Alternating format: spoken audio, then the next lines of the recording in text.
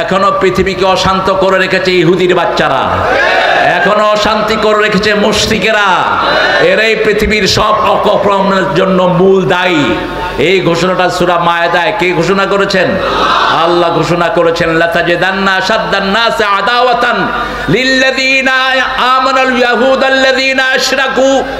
মানবতার জঘন্য দুশমন দুইটা গ্রুপ, একটা হলো ইহুদি আর একটা হলো মুশরিকেরা।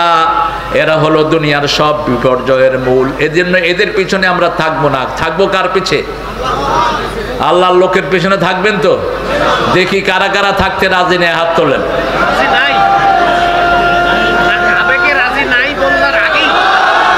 আমরা আগে শুনবো সামিআনা ওয়া আতা'না। একটা রাতে যারা পড়বেন জীবনের সব গুনাহ মাফ হয়ে যাবে। সারা রাত সওয়াব আল্লাহ ফেরেশতা আপনার জন্য লিখে দিবেন।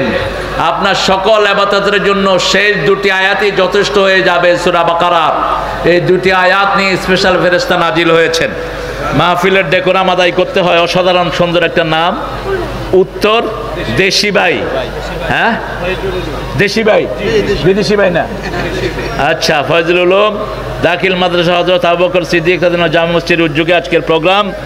আজকের আমাদের বিশেষ মুফাসসির মাওলানা মোকাররম হোসেন সাঈদী কোথায় চলে গেছে? মাওলানা আরিফ আল মামুন, আল্লাহ দুইজনের আলোচনাকে আমল করার তৌফিক দান করুক।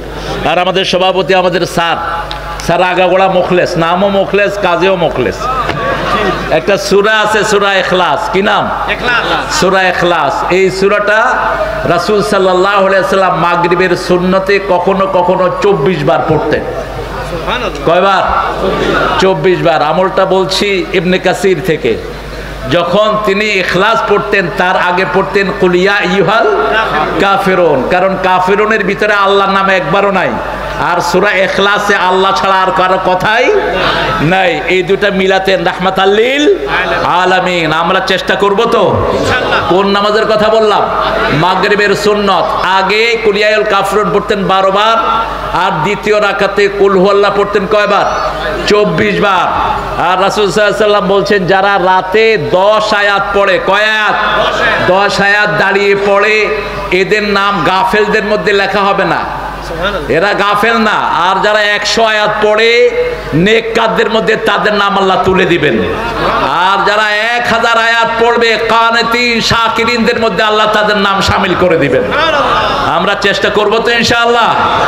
আমি দেখলাম সূরা ফাতিহা আর ইখলাস পড়লে 11 আয়াত হয়ে যায়। সূরা ফাতিহাতে কয় আয়াত? আরে কথা কয় না কেন? 7। জাহান্নাম কয়টা? 7টা। 7 আয়াত পড়বেন, জাহান্নাম শেষ। আর সূরা ইখলাসে কয় আয়াত? 4 আয়াত। এই দুইটা পড়বেন রাতে দাঁড়িয়ে, তাহলে গাফেলদের মধ্যে নাম লেখা হবে না। আর যদি সূরা ইখলাস 100 বার পড়তে পারেন 400 আয়াত হয়ে যাবে। আরো আসতে সুবহানাল্লাহ। আল্লাহ আমাদের স্যারকে, মুখলেস স্যারকে সূরা ইখলাসের মতো কবুল করুন। রাসূল বলছেন, আল্লাহ রাসূলকে বলছেন, নবী মুহাম্মদ শুনো, সবার সব কিছুর সাথে সম্পর্ক থাকে। যেমন বাপ মারা গেলে বাপের সম্পদ কে পায়? ছেলে পায়। আমি যদি গিয়ে মুখলেস ভাইয়ের সম্পদ দাবি করি, দিবে? কি দিবে? কি দিবে? মায়ের দিবে। আল্লাহ বলছেন আমার সম্পর্ক হলো সূরা ইখলাসের সাথে। সুবহানাল্লাহ বলতে ইচ্ছা করে না। সূরা ইখলাস 10 বার যে পড়বে জান্নাতে আল্লাহ তার জন্য প্রাসাদ বানিয়ে দিবেন। সাহাবায়ে কেরাম বললেন, ইয়া রাসূলুল্লাহ আমরা যদি বেশি পড়ি? আল্লাহর হাবিব বলেন, আল্লাহর কাছে জায়গার কোনো অভাব নাই। এখন তো নতুন নতুন গ্যালাক্সি আবিষ্কার হচ্ছে। পৃথিবীর যেই অংশে আমরা বসে আছি এটার চেয়ে ছোট আল্লাহর সৃষ্টিতে আর কোনো গ্যালাক্সি নাই।